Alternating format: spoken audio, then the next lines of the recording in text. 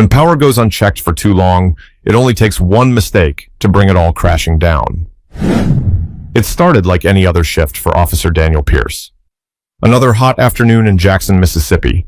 Another routine patrol down Woodrow Wilson Avenue. The sun hung high, heat waves rippling off the asphalt as he sipped his convenience store coffee, half watching the road, half thinking about his weekend plans. Then he saw it. A black 2014 Cadillac CTS rolling through a yellow light that in Pierce's eyes looked a little too close to red. His fingers moved automatically, flipping on his lights. The siren let out a sharp whoop as the car pulled over to the side, smooth and controlled. No hesitation, no last-second swerve. If anything, the driver seemed unfazed. Pierce adjusted his belt, stepping out with the same authority he carried every day. He had done this 1,000 times before. This was just another stop. But the moment he reached the driver's side window, something about the man behind the wheel rubbed him the wrong way. The driver was an older black man, early 60s, clean-shaven, sharp-eyed, with a posture that didn't slouch, even while seated. He wore a neatly pressed, short-sleeve button-up, nothing flashy, but everything about him seemed collected. Pierce didn't like that. "License and registration," he said, keeping his voice firm. The man didn't reach for anything right away. Instead, he glanced up, meeting Pierce's eyes with a steady calm that made the officer grip his belt a little tighter. "May I ask why I was pulled over, officer?" His tone wasn't confrontational, just precise. Pierce exhaled sharply through his nose. He hated when they asked, hated when they didn't just do what they were told. "You ran a red light," he said.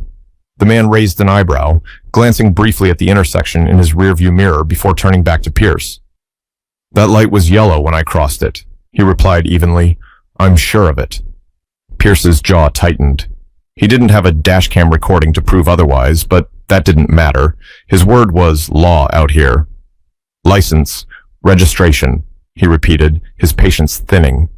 This time, the man nodded and calmly reached into his glove compartment, pulling out his registration and ID. He handed them over without another word. Pierce scanned the name on the license. Samuel Reynolds. Didn't ring a bell. But something about the way Reynolds handed over the documents, no fumbling, no unnecessary movement, made Pierce's skin prickle. The man wasn't scared. That bothered him. "Step out of the car," Pierce ordered. Reynolds frowned slightly. "Why?" "Because I said so." A pause. It wasn't long, but it was enough for Pierce to feel the shift. Reynolds held his gaze for a beat longer than most would dare, and then slowly he sighed. Not out of fear. Out of something else. A quiet understanding. "All right," Reynolds said, pushing the door open. He moved with precision, unfolding himself from the car with an ease that suggested this wasn't his first time dealing with authority. Pierce didn't like that either. He gestured to the back of the car. "Hands on the trunk." Reynolds did as he was told, but as Pierce patted him down, he heard the man mutter something under his breath. "This is unnecessary." Pierce clenched his jaw. "Excuse me? You have my ID. You ran my plates. You know I'm clean." Pierce didn't respond. He finished his search and stepped back. Then, without warning, he reached for his cuffs. Reynolds stiffened. "What are you doing?" "Turn around," Pierce said. "For what?" "I said turn around." But this time, Reynolds didn't move. And that was when Pierce made the worst decision of his career. He grabbed Reynolds' arm. The air changed instantly. Because before Pierce could snap the cuffs on, Reynolds turned, fast, controlled. And suddenly, Pierce wasn't holding an older man's wrist. He was holding the wrist of someone who had been trained to break holds like this 1,000 times before. For the first time that day, Officer Daniel Pierce felt the first sting of doubt, but he didn't let go. Something was about to go very, very wrong. For a split second, there was nothing but silence. Pierce's grip on Reynolds' wrist tightened, but the older man didn't resist, didn't pull away, didn't fight.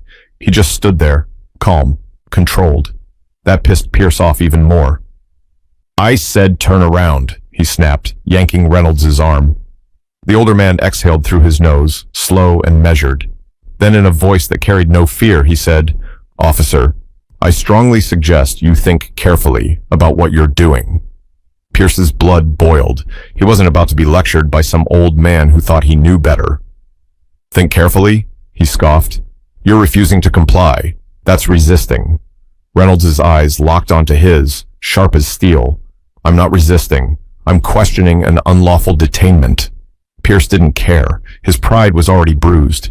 He needed control of the situation. So, without another word, he forced Reynolds around and slammed him against the trunk of the Cadillac. Hard. Reynolds let out a grunt as Pierce shoved his forearm between his shoulder blades, wrenching his arms behind his back. The metal of the cuffs bit into Reynolds' wrists with a loud click. "You're under arrest," Pierce said. "For what?" Reynolds asked, his voice still maddeningly calm. Pierce hesitated. For what? He should have thought about that before cuffing the man, but now, with his hands on him, his brain scrambled for an excuse. "Obstruction," he blurted out. "Interfering with an officer's investigation." Reynolds let out a slow breath, shaking his head, not in fear, in disappointment. Pierce wasn't used to that reaction. Most people begged, got angry, or broke down, but this man, he just looked tired. Pierce didn't have time to dwell on it. He grabbed the radio clipped to his shoulder. "Dispatch, this is Officer Pierce. I have a male suspect in custody requesting transport to the station." There was a crackle, then a response. 10-4, what's the charge? Pierce opened his mouth, then hesitated. Before he could answer, Reynolds spoke first. "This is a mistake, officer," he said, turning his head slightly, "and it's one you're going to regret." Pierce let out a bitter laugh. "That's so?" Reynolds didn't smile, didn't curse, didn't raise his voice. He just looked at him. And for the first time, Pierce felt something creep into his chest. Not anger, not frustration, something colder, doubt. But there was no turning back now. Pierce hauled Reynolds toward his cruiser, pushing him into the back seat with a little extra force. He didn't slam the door right away. Instead, he looked at the man through the wire partition. "But you're not so calm now," Pierce muttered under his breath.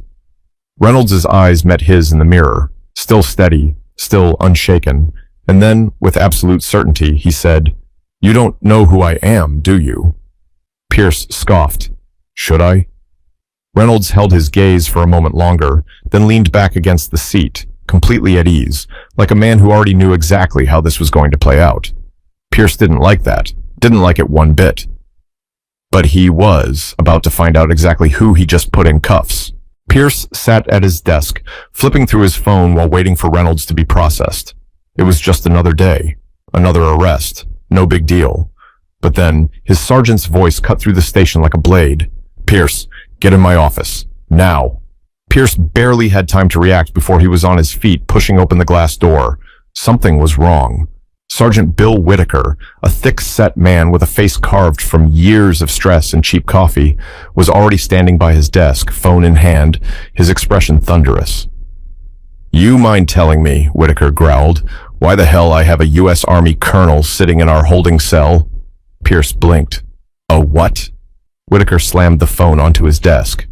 "Colonel Samuel Reynolds, 30-year veteran of the United States Army, 2 tours overseas, Pentagon security clearance, and a direct line to the damn Secretary of Defense." The blood drained from Pierce's face. I didn't know." "No, you didn't." Whitaker ran a hand down his face.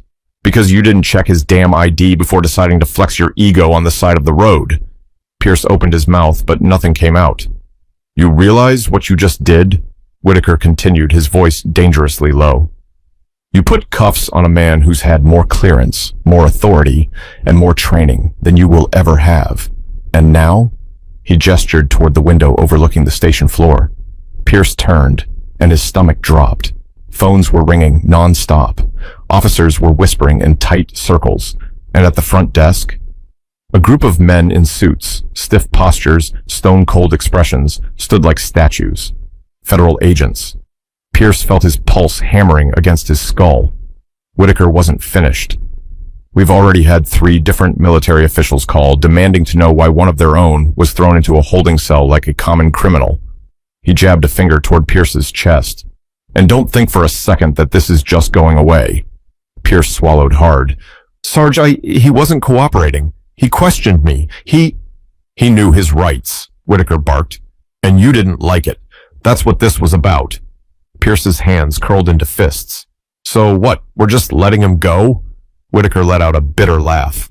"Oh, we're not just letting him go."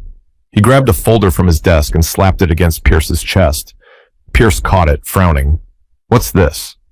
Whitaker's eyes were cold. An internal review. Pierce's stomach twisted.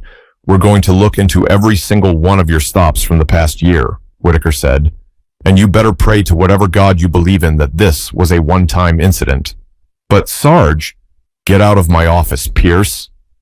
Pierce's jaw clenched, but he turned and left, fists tight at his sides. He had no idea how bad this was about to get. Reynolds sat calmly in the holding cell, hands folded in his lap, watching as the chaos unfolded outside. He had made exactly one phone call. That was all it took. Now, he could sit back and let the system that Officer Pierce had relied on for so long work against him for once. The door buzzed open. A man in a dark blue suit stepped in, flanked by two other men. Their movements were precise, calculated, military through and through. Reynolds stood. "Colonel," the man in the suit said with a nod, "you're free to go." Reynolds smiled faintly. "That was quick." The man shrugged. "You know how these things go." Reynolds did, all too well. As he stepped out, his eyes flicked toward the squad room. Across the station, Pierce stood near the lockers, his face pale, his hands gripping the folder like a vice. Reynolds didn't say a word. He didn't have to. The damage was already done. And this was only the beginning. Pierce barely made it through the rest of his shift. Every conversation in the station felt like it stopped the second he walked by. Every glance from his fellow officers carried something between amusement and caution, like they were watching a slow-motion train wreck. By the time he got to his locker, his hands were still shaking. Not from fear, from anger. He slammed the locker door shut. This was ridiculous. He was the one being investigated? For what? Doing his job? Reynolds didn't listen. Reynolds didn't comply. What was he supposed to do? Let some old man challenge his authority? He took a breath, trying to steady himself. This would all blow over. He just needed to sit tight, keep his head down, and let it pass. Then he checked his phone. And that's when he knew he was screwed. The body cam footage was everywhere. News stations, social media, even the department's own website had an official statement about the ongoing review.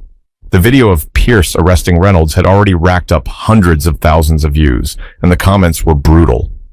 Another power-hungry cop who thought he could get away with it.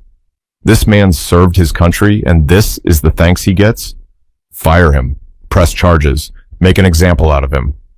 Pierce scrolled, his breathing getting heavier with every comment. It wasn't just random internet nobodies either. Politicians were speaking out. Military officials were weighing in. The story was gaining traction fast, and it was clear the department wasn't going to sweep this under the rug. And then he saw it. A new email from Internal Affairs. Mandatory review of past incidents. Immediate compliance required. Pierce felt the blood drain from his face. They weren't just looking at Reynolds' arrest. They were digging through his entire career. Over the next few days, things only got worse. A junior investigator named Elena Martinez was assigned to comb through his record. She was young, sharp, and most importantly, she had nothing to lose. Pierce sat across from her in the interview room, arms crossed over his chest. "How long is this going to take?" Martinez didn't even look up from the file. "Depends. You've got, 10 years on the force?" She flipped a page. "That's a lot of stops to go through." Pierce exhaled sharply, leaning back in his chair. "It was a lawful arrest. You people are blowing this out of proportion." Martinez finally looked at him, eyebrow raised. "Is that so?" She slid a document across the table. Pierce glanced down. It was his own traffic stop history. His stomach twisted. Hundreds of stops, and a very clear pattern. Martinez tapped the paper. "Want to explain why over 80% of your stops were black men?" Pierce's jaw tightened. "I don't target people. I stop suspicious vehicles." Martinez didn't blink. "Right.